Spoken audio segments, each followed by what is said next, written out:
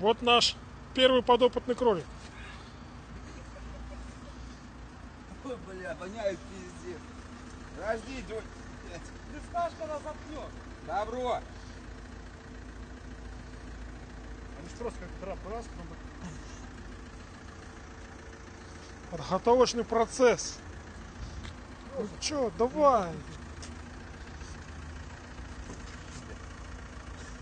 Газуй!